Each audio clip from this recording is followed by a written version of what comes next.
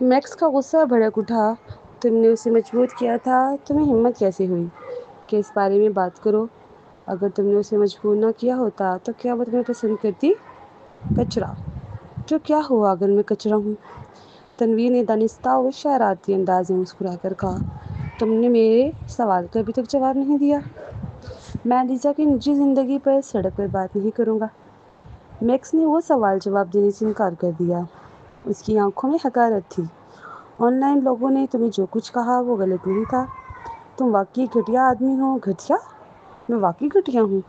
तन्वीर ने अपनी उंगलियों में दबी सिगरेट का लंबा कश लिया। उसके खूबसूरत चेहरे पर तंज की झलक थी। अगर वो घटिया ना होता तो रानिया कैसे मर सकती थी? मैक्स के मुंह के किनारे फड़क उठे। ये पहला मौका था जब उसने किसी को इस तरह डांट खाने के बाद इतराफ़ करते देखा। क्या तन्वीर पागल था? मेरे ख्याल में तुमने कभी अलीज़ा को छुआ ही नहीं, इसलिए तुम मेरे सवाल का जवाब नहीं दे सके। तन्वीर ने शरारत से मैक्स की तरफ धुआं फेंका। मैक्स इस कदर गुस्से में आ गया कि फ़ौरन तन्वीर का कॉलर पकड़ लिया, जबकि इसके दूसरे हाथ की मुट्ठी की रगें उभर आई। मैक्स, बस करो। अचानक रानिया की सर्द आवाज़ पीछे से सुनाई दी। तन्वीर ने थोड़ा सा सर घुमाकर दरवाजे के पीछे बाग की तरफ देखा, जहाँ से रानिया पत्थरों वाले रास्ते पर चलती हुई आ रही थी। उसने घुटनों तक सफ़ेद नाइट गाउन पहन रखा था, जिस पर ढीला सा सुरमई कार्डिगन था। उसके छोटे बाल हवा की वजह से थोड़े बिखरे हुए थे। चांदनी और सड़क के दिए की रोशनी में वो ऐसे लग रही थी जैसे तस्वीर से निकल आई हो। तन्वीर उसके जिस्म के हर हिस्से से वाकिफ था, लेकिन उस लम्हे उसे आता देखकर उसे वो अजनबी सी महसूस हुई। उसने सोचा कि वो इतने सादा लिबास में भी हसीन लग रही थी। लोग वाकई कभी कभी अजीब होते हैं। अलीज़ा वो औरत थी जिसके साथ तन्वीर कई बार हम बिस्तर रहा और जब चाहता ये कर सकता था। फिर भी अब अचानक उसे इसमें दोबारा दिलचस्पी महसूस हुई थी। यही वजह थी कि वो आधी रात को गाड़ी लेकर आ गया था। इससे पहले कभी ऐसा जज्बा महसूस नहीं हुआ था, सिवाय तब जब वो रानिया के साथ था। आओ, तो मेरी नाक पर मार सकते हो। तन्वीर ने अपनी ऊंची नाक की तरफ इशारा किया। जोर से मारो, फिक्र मत करो। मैं सबको बताऊंगा कि वज़ीर आज़म की हिफाजत करने वाला खुफिया मुहाफ़िज़ों के लीडर ने एक खातून फनकारा के लिए लड़ाई की। ये दिलचस्प होगा। मैक्स मैदानी जंग देख चुका था, इसलिए जितना तन्वीर उसे उकसाता वो उतना ही पुरसुकून होता गया। ताहम जिस औरत को पसंद करता था, उसके सामने उसकी अना को ठेस पहुंची और उसका खूबसूरत चेहरा रात की तरह तारीक हो गया। वो तुम जैसे घटिया आदमी को क्यों मारेगा? मैक्स, तुम्हारा मुस्तकबिल ताबनाक है। ऐसे शख्स की वजह से तुम पर कोई इल्ज़ाम लगाने की ज़रूरत नहीं। रानिया ने मैक्स की मुट्ठी बंद हाथ थाम लिए। मैक्स साकित रह गया। उसे पहली बार एहसास हुआ कि किसी औरत का हाथ इतना नर्म और मुलायम भी हो सकता है। इससे उसकी सांस तेज़ हो गई और दिल धड़कने लगा। अलीज़ा, तन्वीर की नज़र उसके पकड़े हुए हाथों पर गई। उसकी आंखें सर्द थीं। क्या तुम वाकई इसके साथ ताल्लुक़ में हो? और क्या? रानिया ने बेनियाज से उसकी तरफ देखा। लोगों को आगे बढ़ना ही होता है। मोंटे का क्या हुआ? तन्वीर बोला, मैंने पिछली खैराती तकरीब में तुम दोनों को सरगोशियाँ करते देखा, जैसे तुम दोनों दोबारा करीब आ रहे हो। लेकिन लगता है मैं गलत था। आओ, मैं इसे फ़ोन करके पूछ लेता हूँ। ये कहकर तन्वीर ने फ़ोन निकाला। रानिया ने भवें सुकेड़ ली। अगर तन्वीर वाकई मोंटे को बता देता कि रानिया का एक बॉयफ्रेंड है तो ये उसके मंसूबे बिगाड़ देता। मैक्स ने रानिया पर एक तेज़ नज़र डाली। उसने देखा कि उसकी भवें सख्त तेवरी की सूरत में जुड़ी हुई हैं। वो इसे बहुत अच्छे से जानता था। रुक जाओ। मैक्स ने अपना हाथ पीछे खींचा और तन्वीर को रोक दिया। क्या हुआ? तुम्हें अपनी गर्लफ्रेंड का अपने साबिक बॉयफ्रेंड के करीब होने पर एतराज़ नहीं? तन्वीर मुबहम अंदाज में मुस्कुराया। याद दिला दूं कि अलीज़ा का पहला आदमी मोंटे था। वो इसे इस कदर चाहती थी कि उसने उसकी खातिर खुदकुशी की कोशिश की थी। मैक्स कड़वाहट से मुस्कुराया। वो ज़रूर बुरा मानता था, ज़ाहिर है वो बुरा मानता, लेकिन वो रानिया को किसी मुश्किल में नहीं डालना चाहता था और उसके मंसूबों को मुतासिर नहीं करना चाहता था। اسے مونٹے کو کال کرنے دو، وہ جتنی بار چاہے اسے فون کر سکتا ہے۔ رانیہ نے اچانک بے نیازی سے تنویر کی طرف دیکھا۔ تم جو چاہو کر سکتے ہو، میں مزید کسی کے خاص طور پر تمہاری کنٹرول میں نہیں رہنا چاہتی۔ تمہیں یہ بات واضح طور پر سمجھ لینی چاہیے کہ ہمارا ایسا کوئی رشتہ نہیں کہ تم مجھے کنٹرول کر سکو۔ دراصل مجھے اچھی طرح پتہ ہے کہ تم یہاں کیوں آئے ہو۔ اچھا تو بتاؤ ذرا، تنویر نے شوق انداز میں کہا۔ اس لیے کہ تم نے کبھی کسی عورت کے سامنے اتنی بڑی ناکامی نہیں دیکھی۔ شاید تمہارے دل میں میرے لیے تھوڑی سی تعریف اور نفرت دونوں ہیں۔ تم مجھے فتح کرنے کے لیے بےتاب ہو۔ کسی عورت سے صرف بدلہ لینے کے مقابلے میں پہلے سے تسخیر کرنا، پھر بے رحمی سے برباد کرنا، تمہیں زیادہ تسکین اور تمہارے دل کی ٹیڑھی خواہشات کی تکمیل دیتا ہے۔ رانیہ نے پرسکون انداز میں اسے دیکھا۔ تم مجھے اپنی ذاتی ملکیت سمجھتے ہو؟ تنویر چونک گیا۔ اس کی نظر آہستہ آہستہ گہری ہو گئی۔ تمہارا تجزیہ خاصا دلچسپ ہے تنویر، تمہیں ایک حقیقت تسلیم کرنی ہوگی۔ میں وہ علیزہ نہیں جسے تم پہلے آسانی سے کنٹرول کر لیتے تھے۔ نہ ہی میں کوئی اور عام عورت ہوں، میں دوبارہ جنم لے چکی ہوں۔ جس دن میں نے واقعی تم سے مقابلہ کرنا شروع کیا، میں جان گئی تھی کہ تمہارا اعتماد لاغاری کارپوریشن سے ہے، لیکن لاغاری کارپوریشن اب وہ نہیں رہی جو پہلے تھی۔ میں اب وہ عورت نہیں جسے تم آسانی سے نقصان پہنچا سکو۔ تمہارے پرانے طریقے مجھ پر کارگر نہیں رہے۔ رانیہ نے کہتے ہوئے اپنی انگلیاں چٹکائیں۔ تنویر نے تقریباً ختم ہوتی سگریٹ کو دانتوں میں دبایا ہوا تھا۔ اس کے چہرے پر سردی تھی۔ تمہارے ساتھ لوگ ہیں تو کیا تم سمجھتی ہو کہ میرے پاس نہیں؟ کیا تم واقعی جیل سے نکلنے کے فوراً بعد کوئی بڑا ہنگامہ کرنا چاہتے ہو؟ رانیہ نے اسے یاد دلایا۔ مجھے چند مہینے جیل جانے میں کوئی اعتراض نہیں، میں ویسے بھی بے روزگار ہوں، لیکن تم کیا مزید انتظار کر سکتے ہو؟ ٹھیک ہے۔ تنویر نے رانیہ کو ایسے گھورا گویا ایک صدی گزر گئی ہو۔ وہ 2 قدم پیچھے ہٹا۔ اس کی لمبی انگلی نے میکس کی طرف اشارہ کیا۔ وہ مسکرایا۔ تم اسے پسند کرتے ہو؟ میکس نے بھویں سکیڑ لی۔ تنویر کی پیشانی پر عداوت کی جھلک آئی۔ بہتر ہے کہ تم اس سے دور رہو۔ اگر نہیں رہے تو تمہیں پچھتانا پڑے گا۔ یہ کہتے ہی وہ گاڑی میں بیٹھا اور چلا گیا۔ میکس نے گاڑی کو جاتا دیکھ کر تعجب سے زبان کی چچ کی آواز نکالی۔ جب اس نے سر موڑا تو اس نے رانیہ کو تھوڑا سا بھویں سکوڑے دیکھا۔ رانیہ، تم یقیناً اس کی بکواس پر یقین نہیں کر رہی ہو، ہے نا؟ میکس نے کہا، فکر مت کرو، میں کوئی کمزور آدمی نہیں ہوں۔ تنویر اتنا سادہ آدمی نہیں ہے۔ رانیہ کی نگاہ پیچیدہ تھی۔ تمہیں بار بار میرے پاس نہیں آنا چاہیے۔ تنویر کا نشانہ بننا اچھی بات نہیں ہے۔ مجھے پرواہ نہیں۔ اگر بدترین ہوا تو میں اپنی نوکری چھوڑ دوں گا، میکس نے لاپرواہی سے کہا۔ اپنی لڑائی کی صلاحیتوں کے ساتھ میں تمہارے پاس آ کر تمہارا باڈی گارڈ بن سکتا ہوں، ہے نا؟ رانیہ کے پاس کوئی جواب نہ تھا۔ تم وزیر اعظم کے لیے کام کرنے اور ترقی پانے کے بجائے میرے پاس آ کر باڈی گارڈ بننا چاہتے ہو؟ کیا تمہیں اپنے والدین کو غصہ دلانے کا خوف نہیں؟ تم وزیر اعظم سے زیادہ امیر ہو، میکس نے مسکرا کر کہا۔ پیسہ بولتا ہے۔ اس نے ایک اچھا نکتہ اٹھایا تھا، وہ جواب نہیں دے سکی۔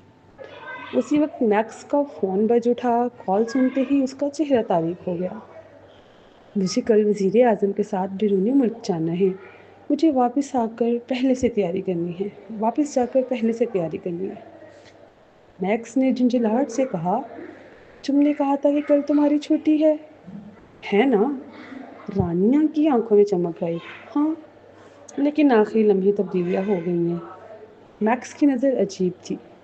میں نے تو تم سے کہا تھا میرے ساتھ کپڑوں کی خریداری کے لیے چلو، لیکن لگتا ہے اب یہ نہیں ہو سکے گا۔ چلو، جب تم واپس آؤ گے تب دیکھیں گے۔ میکس کو رخصت کرنے کے بعد رانیہ کو فوراً تنویر کا پیغام ملا، اگر تم واقعی میکس کی بہتری چاہتی ہو تو اس سے دور رہو۔ جیسا کہ متوقع تھا، رانیہ کو مبہم سا احساس ہوا کہ یہ معاملہ تنویر سے جڑا ہے۔ اس نے یہ توقع نہیں کی تھی، تاہم یہ معمول کی بات تھی۔ آخر کار لاغاری خاندان کئی دہائیوں سے کینبرا میں مقیم ہے۔ اگر وہ پہلے والے معاملے کو سب کے سامنے بڑا مسئلہ نہ بناتی تو یقیناً تنویر کو جیل کی سزا سے بچنے کا کوئی راستہ مل جاتا۔ اگلا دن رانیہ کی آنکھیں صبرین کی کال نے کھولی۔ میں کل واپس آتے ہی تمہیں کال کرنا چاہتی تھی، لیکن ڈر تھا کہ کہیں تم اور میکس کا اکیلا وقت خراب نہ ہو جائے، صبرین نے ہنستے ہوئے کہا۔ پھر تم دونوں نے کیا کیا؟ ہم نے ہم بستری کی، کھن کھن۔ یہ تو بہت جلدی ہوا۔ ناشتہ کرتی ہی صبرین صدمے سے کھانس پڑی۔ تم اس پر یقین کر رہی ہو؟ رانیہ ہنس پڑی۔ تم کب سے فریہ جیسی ہو گئی ہو؟ صبرین کچھ مایوس ہو گئی۔ میں نے کبھی نہیں سوچا تھا کہ تم مجھ سے مذاق کرو گی۔ رانیہ حیران رہ گئی۔ وہ دراصل کافی سخت مزاج کی عورت تھی۔ وہ اب زیادہ نہیں مسکراتی تھی، خاص طور پر دوبارہ جنم کے بعد مذاق کرنا تو دور کی بات تھی۔ تاہم کل جب اس نے اپنی شناخت کا پردہ فاش کیا تو وہ کہیں زیادہ مطمئن ہو گئی تھی۔ یہ بہت اچھا ہے، صبرین نے خلوص سے کہا۔ بہت کچھ ہو چکا ہے اور جو لوگ گزر گئے ہیں وہ واپس نہیں آ سکتے۔ پھر بھی ہم امید کرتے ہیں کہ تم جلد از جلد غم سے باہر آؤ اور زیادہ خوش رہو۔ شکریہ۔ رانیہ نے فریج سے کچھ کالے سویابین نکالے۔ اس کا ارادہ تھا کہ صبح سویرے دودھ بنائے۔ وہ اس لمحے سے خود کو بہتر رکھنا چاہتی تھی۔ ویسے رانیہ، میں نے کال اس لیے کی کہ میں نے کل ہوگو سے بات کرتے ہوئے کچھ معلومات نکالی ہیں۔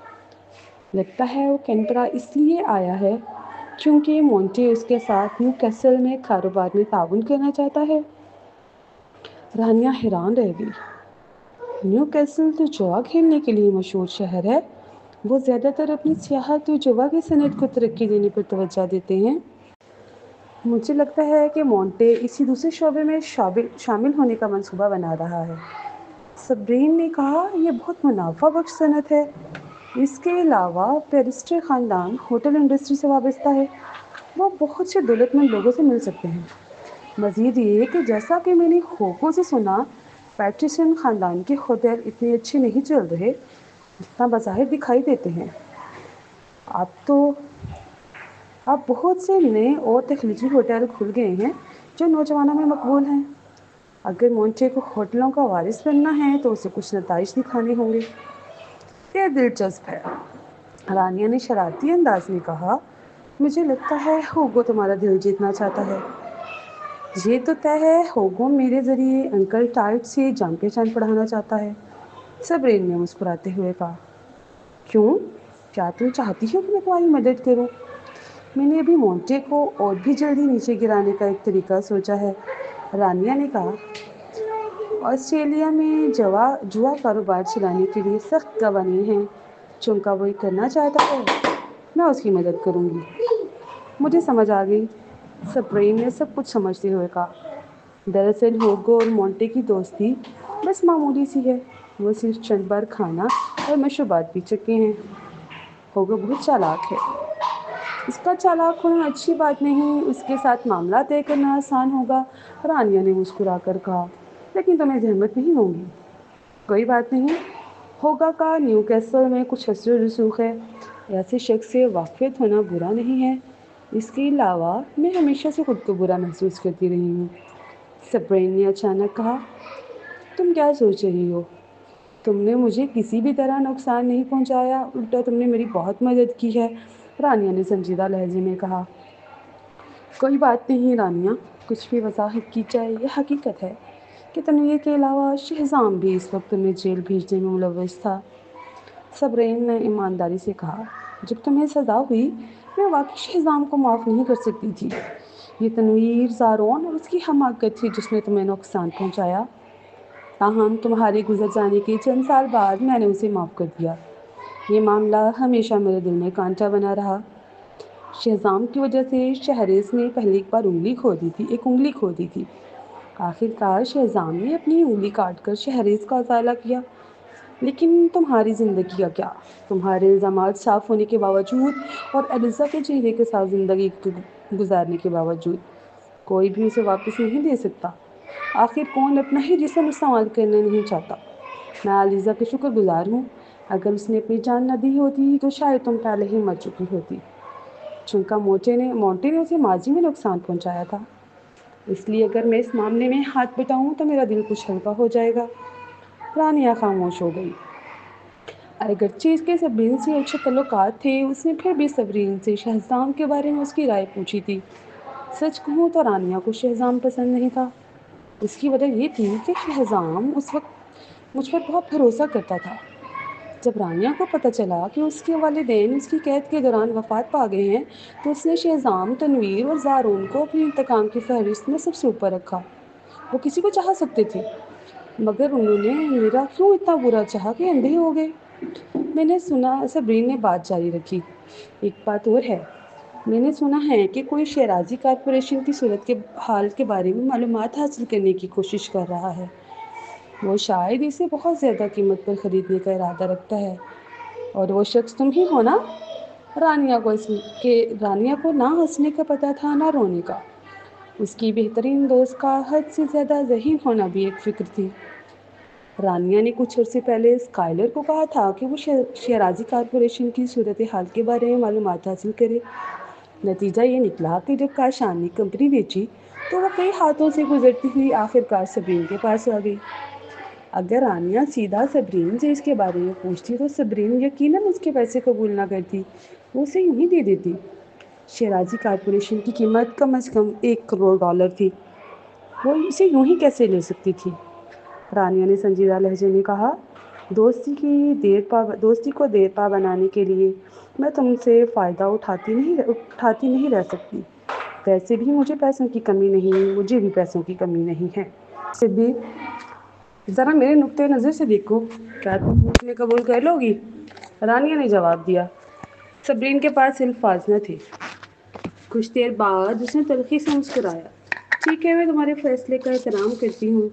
मेरे पास यही एक मुआहदा है, तुम मुझे वही रकम दे सकती हो जो मैंने उस वक्त शराजी कॉरपोरेशन में ख़रीदने में खर्च की थी। अगर सुबह तुम मसरूफ़ ना हो तो हम कार्रवाई मुकम्मल कर सकते हैं। ठीक है। सबरीन ने फ़ोन रख दिया। नाश्ते के बाद वो कमरे में गई ताकि दस्तावेज़ तलाश करे, लेकिन तवील तलाश के बाद भी वो इसे ना पा सकी। बीवी, तुम क्या ढूंढ रही हो? शहजाम, जो बच्चों को किंडरगार्टन छोड़ने के बाद वापस आया था, कमरा बिखरा हुआ देखकर पूछे बगैर न रह सका। शराजी कॉरपोरेशन के दस्तावेज़ कहाँ हैं? सबरीन ने पूछा। मैंने पिछली बार तुम्हारे लिए इसे सेफ में रखा था। शहजाम ने वो दस्तावेज़ निकाल कर दी। तुम अचानक इसे क्यों तलाश कर रही हो? मैं इसे बेच रही हूँ। शहजाम चौंक गया। क्यों? तुमने इसे रानिया की खातिर नहीं खरीदा था? तुमने कहा था यही वाहिद काम है जो तुम उसके लिए कर सकती थी। सबरीन ने पेचीदा एहसास के साथ शहजाम की तरफ देखा। वो उसे कैसे बता सकती थी कि रानिया मरी नहीं है? वो गद्दार, वो गालिबन अगले ही लम्हे ये बात तनवीर को बता देगा। सोचने के बाद मुझे लगता है कि मैं इसे अच्छे से नहीं चला सकती। ये हमेशा खसारे में ही रहा है। इसे इसी तरह चलने देने के बजाय बेहतर है कि मैं इसे बेच दिया जाए। सबरीन ने कहा, मैं पहले ही एक मुनासिब खरीदार ढूंढ चुकी हूँ। मुतमईन रहो, परेशान ना हो, मैं तुम्हारे साथ चलूँगा। कंपनी की मलकियत के मुंतकिली के दौरान किसी वकील का मौजूद होना ज़रूरी है। शहजाम परेशानी से सबरीन के पीछे चल पड़ा। अगरचे इसकी बीवी ज़हीन थी, लेकिन कानून में बहुत से सिकम थे। उसे डर था कि कहीं वो नुकसान में न रहे। मुझे वाकई तुम्हारे साथ आने की ज़रूरत नहीं है। मैं इसे किसी ऐसे शख्स को मुंतकिल कर रही हूँ जिसे मैं जानती हूँ। जान पहचान वाले से धोखा खाना ज़्यादा आसान होता है, शहजाम ने इसरार किया। सबरीन ने सर मोड़ा और उसे बेज़बानी से आंखें दिखाई। तुम अपना काम करो। शहजाम समझदार था और उसने महसूस किया कि कुछ गड़बड़ है। वो अचानक तर्श हो गया। तुम इसे किसी ऐसे शख्स के हवाले तो नहीं कर रही जिससे मैं मिल नहीं सकता? मसलन कोई खूबसूरत नौजवान लड़का? सबरीन का चेहरा स्याह पड़ गया। क्या तुम पागल हो? मैंने सुना कि तुम लोग न्यू कैसल की एक नौजवान अमीरजादे के साथ क्लब हाउस में खूब मज़े कर रहे थे। शहजाम की निगाह हसरत से भरी हुई थी। तुमने खूब वक्त गुजारा और कभी नहीं सोचा मैं घर में कितना तनहा था। वो इसलिए कि मैंने अलीज़ा के चंद दोस्तों से मुलाकात की, उन्हें इनकार करना मुश्किल था। صبرین نے اپنا ہاتھ اٹھا کر اس کے خوبصورت چہرے پر تھپکی دی۔ اندھا دن حسد مت کرو، دفع ہو جاؤ۔ میں نہیں جاؤں گا۔ شہزام نے اس کی گردن کے خم میں اپنا سر رگڑا اور بھاری آواز میں پوچھا، کیا تم واقعی مجھے ساتھ نہیں جانے دو گی؟ نہیں، یہ میرا قابل اعتماد دوست ہے۔ صبرین پوری یقین تھی۔ شہزام نے مزید سوال نہیں کیا۔ مرد جب زیادہ سوال کرتے ہیں تو عورتیں چڑ جاتی ہیں۔ تم رات کو میرے ساتھ فارغ ہوگی نا؟ لاغاری کارپوریشن۔ صبح 11 بجے تنویر نے ایک میٹنگ ختم کی۔ دفتر واپس آنے پر ٹونی لارسن اندر موجود تھا۔ وہ کچھ دیر سے انتظار کر رہا تھا۔ یہ وہ اکاؤنٹس ہیں جو مسلسل لاغاری کارپوریشن کی ساکھ خراب کر رہے تھے۔ ان کی تعداد 23 ہے۔ آپ کی ہدایت کے مطابق ان سب کو ایک طلبی خط بھیج دیا گیا ہے۔ ٹونی لارسن نے کچھ ناجائز کی رپورٹ تنویر کو دی۔ تنویر نے معلومات لے کر ان کا جائزہ لیا۔ کیا تمہیں جیتنے کا یقین ہے؟ شاید مجھے صورتحال سمجھنے کے لیے چند مقامی ہسپتالوں میں جانا پڑے، اٹارنی لارسن نے کہا۔ تم جا سکتے ہو۔ میں اپنے ماتحتوں کو کہوں گا کہ جلد از جلد تم سے تعاون کریں، تنویر نے کہا۔ اور جو چند متاثرین پہلے ہیں انہیں جلد از جلد معاوضہ دو۔ اس معاملے کو جلد سے جلد نمٹانا چاہیے، چاہے پیسہ زیادہ خرچ کرنا پڑے۔ فکر نہ کریں، میں ہر سال جو بڑی تنخواہ لیتا ہوں وہ کچھ وجہ سے لیتا ہوں۔ اٹارنی لارسن نے ہنس دیا۔ اس نے اچانک کہا، ویسے میں ابھی سٹی ہال سے واپس آیا ہوں۔ میں نے صبرین اور لیزا کو دیکھا۔ تنویر کی بھویں جنبش کھا گئی۔ اس کی گہری نگاہ نے اٹارنی لارسن کو بات جاری رکھنے کا اشارہ کیا۔ میں نے پوچھ گچھ کی، ایسا لگتا تھا کہ وہ شیرازی کارپوریشن کی منتقلی کے کاغذات کروا رہے تھے۔ اٹارنی لارسن نے کہا، شیرازی کارپوریشن منتقل کر رہے ہیں؟ تنویر کے خوبصورت چہرے پر حیرت چھا گئی۔ شیرازی کارپوریشن تو صبرین نے خریدی تھی نا؟ کیا وہ اسے علیزہ کو منتقل کر رہی ہے؟ اسے یاد آیا کہ اس نے میرا کو سزا دیے جانے کے بعد کسی کو شیرازی کارپوریشن کی معلومات حاصل کرنے بھیجا تھا۔ وہ شیرازی کارپوریشن حاصل کرنے پر آمادہ تھا، کیونکہ وہ سمجھتا تھا کہ یہی واحد چیز ہے جو شیرازی خاندان چھوڑ گیا ہے۔ تاہم جب اسے پتہ چلا کہ صبرین نے اسے خرید لیا ہے تو اس نے ارادہ طے کر دیا۔ اٹارنی لارسن نے سر ہلایا۔ در حقیقت جب سے شیرازی کارپوریشن کاشان کے ہاتھوں میں آئی تب سے وہ تنزلے کا شکار رہی۔ بہت سے سینئر مینیجر آہستہ آہستہ ساتھ چھوڑ گئے۔ شیرازی کارپوریشن 2 اور مالکان کے پاس بھی گئی، لیکن انہوں نے بھی اسے ٹھیک سے نہیں چلایا۔ یہاں تک کہ صبرین کے حاصل کرنے کے بعد بھی یہ خسارے میں رہی۔ علیزہ کے لیے اس کا سنبھالنا بے معنی ہے۔ یہ وہ کمپنی نہیں رہی جو پہلے تھی۔ یہاں تک کہ صبرین کے حاصل کرنے کے بعد بھی یہ خسارے میں رہی۔ علیزہ کے لیے اس کا سنبھالنا بے معنی ہے۔ یہ وہ کمپنی نہیں رہی جو پہلے تھی۔ یہ ضروری نہیں اگر علیزہ دوبارہ جنم لے چکی ہے تو وہ شاید شیرازی کارپوریشن کو دوبارہ زندہ کر سکے۔ تنویر نے گہری سوچ میں پڑتے ہوئے بھویں سکیڑ لی۔ وہ صرف یہ سمجھ نہیں پا رہا تھا کہ علیزہ کیوں شیرازی کارپوریشن چاہے گی۔ کیا یہ پھر رانیہ کی وجہ سے ہو سکتا ہے؟ کیا ان کا رشتہ اتنا اچھا تھا؟ اٹارنی لارسن کے جانے کے بعد تنویر نے فوراً شہزام کو فون کیا۔ کیا صبرین نے شیرازی کارپوریشن علیزہ کو بیچ دی ہے؟ ہاں؟ شہزام حیران رہ گیا۔ تو وہ اسے علیزہ کو فروخت کر رہی ہے؟ صبرین نے تمہیں اتنے اہم معاملے کے بارے میں نہیں بتایا؟ تنویر نے صاف لفظوں میں کہا، شہزام، خاندان میں تمہاری حیثیت ناقابل قبول ہے۔ اب تم جان گئے کہ میں سب سے نچلے درجے پر ہوں۔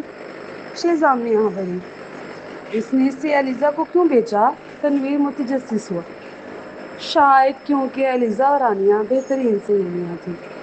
سبھی عموماً مصروف رہتی ہے، اس کے پاس چند کمپنیاں ہیں، وہ سب کو اچھا سنبھال سکتی ہے۔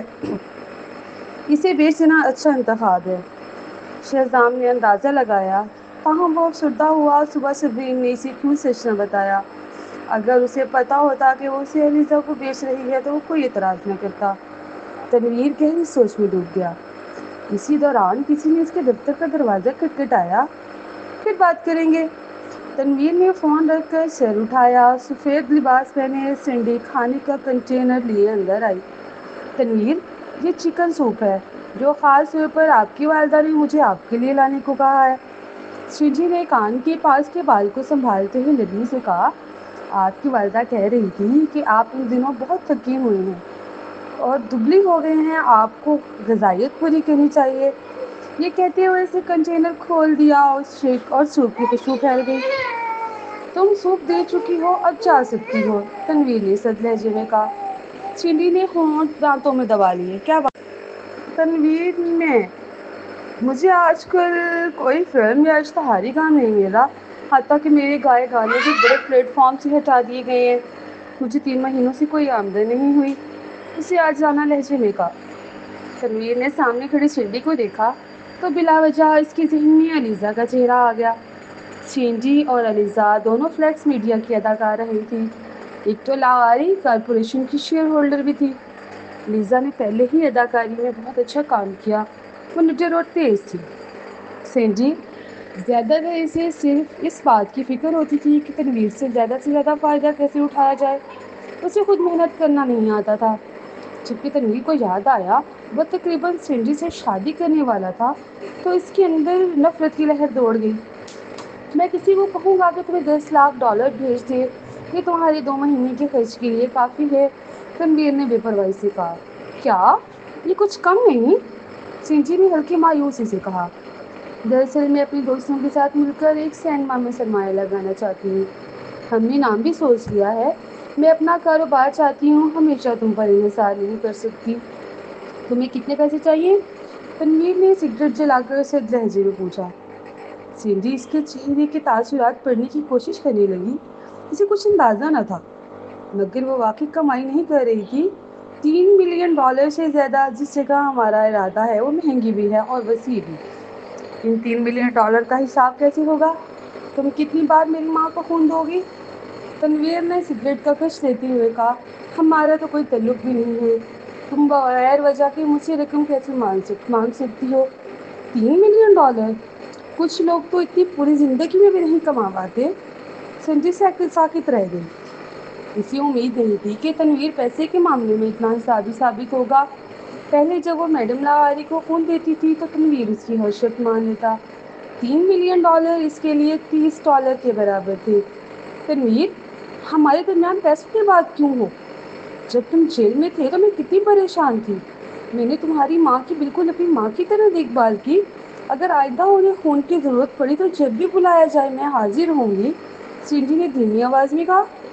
وہ امید کر رہی تھی کہ تنویر تھوڑا نرم پڑ جائے کیونکہ وہ علیزہ کے ہاتھوں تکلیف سہ چکا تھا اور یہ چند ماہ وہ اس کے ساتھ رہی تھی۔ چونکہ ہمیں پیسوں کے معاملے میں اتنا واضح ہونے کی ضرورت نہیں، تنویر نے ایس شے پہ کچھ رات چھاڑی اور مصنوعی مسکراہٹ بنا لی۔ یہ تو پھر اس سے بھی بڑھ کر وجہ ہے کہ تمہیں مجھے پیسے نہیں مانگنے چاہیے۔ دیکھو میں تمہیں دوست سمجھتا ہوں، چونکہ ہم دوست ہیں اس لیے تمہارا میری بیمار ماں کے لیے خون دینا کوئی بڑی بات نہیں۔ ٹھیک؟ تنویر نے طنزیہ ہنسی، کون ہے جو موت سے نہیں ڈرتا؟ تاہم سینڈی کے افعال واقعی مکروہ تھے۔ رات کے اضافی کام کرنے کے بعد تنویر نے گاڑی چلائی، انجانے میں وہ شیرازی کارپوریشن کے سامنے آیا۔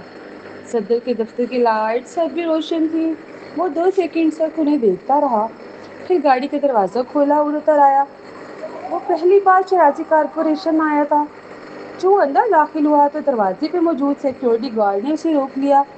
دفتر کا وقت ختم ہو چکا ہے، کیا کوئی کام ہے؟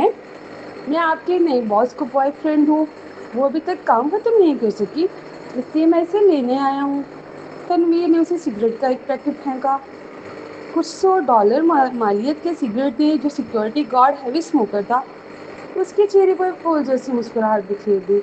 اچھا، آئیے اندر تشریف لائیے۔ سیکیورٹی نے تنویر کو شکل و شباہت کو غور سے دیکھا، اس کے سوٹ کی قیمت دیکھتے ہی بنتی تھی اور اس کی کلائی پر موجود گھڑی بھی $10 ملین کے بغیر نہیں خریدی جا سکتی تھی۔ علاوہ ازیں ٹی وی کے مشہور لوگ بھی تنویر کی شکل کا مقابلہ نہیں کر سکتے تھے۔ جب سیکیورٹی نے اپنی نئی باس کی شکل کے بارے میں سوچا تو اسے محسوس ہوا کہ صرف تنویر جیسا آدمی ہی اس کا جوڑ ہو سکتا ہے۔ تنویر لمبے ڈگ بھرتا اندر چلا گیا۔ صدر کے دفتر کی کھڑکیوں کے پردے اوپر کو لپٹے ہوئے تھے اور دروازہ بند تھا۔ تنویر نے دروازہ کھڑکایا۔ کون ہے؟ اندر سے رانیہ کی محتاط آواز آئی۔ کیا تمام ملازمین کام سے فارغ نہیں ہو چکے تھے؟ میں تنویر نے دروازہ کھول دیا۔ رانیہ دفتر کی کرسی پر بیٹھی تھی، اس کے ٹھنڈے چہرے پر چشمہ تھا۔ میز پر کمپیوٹر آن تھا اور دونوں طرف موٹی موٹی فائلوں کے ڈھیر تھے۔ تنویر اسے ہمیشہ ایک اداکارہ کے روپ میں دیکھتا آیا تھا۔ اسے بیلجیم میں اور ایک اعلیٰ پیشہ ور خاتون کی طرح دیکھ کر اسے اچانک عجیب سا لگا۔ تم یہاں کیوں ہو؟ رانیہ کی نگاہ سر پڑ گئی۔ تم کافی محنتی ہو۔ تنویر نے اس کی آنکھوں کی سردی کو نظر انداز کیا اور آگے آیا۔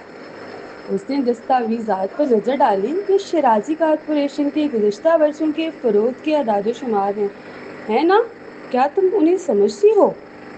وہ مانتا تھا کہ الیزا غیر معمولی ہے، لیکن اگرچہ وہ دوبارہ جی اٹھی ہے، وہ صرف مالیات کے بارے میں جانتی ہے۔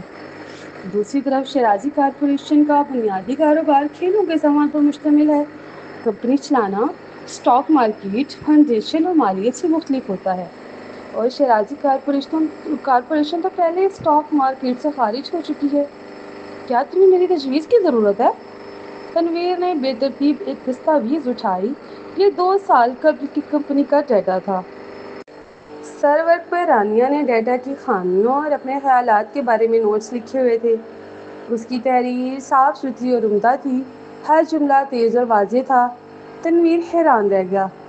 پہلے تو اسے یہ لکھائی جانی پہچانی لگی، دوسرے وہ اس کی تیز کاروباری مہارت دیکھ کر حیرت زدہ ہو گیا۔ یہ تم نے لکھا ہے؟ تنویر کی نظر رانیہ کے دائیں ہاتھ پر جا ٹھہری، جو قلم پکڑے ہوئے تھا۔ اس کے ہاتھ پر سیاہی کے دھبے تھے، شاید اس نے قافیہ لکھا تھا۔ اس نے بھویں سکیڑی اور وہ دستاویز چھین لی۔ وہ ٹھنڈے لہجے میں بولی، صدر لاغاری، یہ شیرازی کارپوریشن کی خفیہ معلومات ہیں۔ آپ نے انہیں اجازت کے بغیر اٹھا کر دیکھ لیا۔ مجھے شک کرنے کا حق ہے کہ آپ ہماری کمپنی کا ڈیٹا چرانا چاہتے ہیں اور کوئی بدنیتی رکھتے ہیں۔ تنویر ہنس پڑا۔ وہ جھکا اور اس کے کان کے قریب اپنے ہونٹ لایا۔ شیرازی کارپوریشن بے سہارگی سے جدوجہد کر رہی ہے، میں ایسی چھوٹی بوسیدہ کمپنی کی پرواہ کیوں کروں گا؟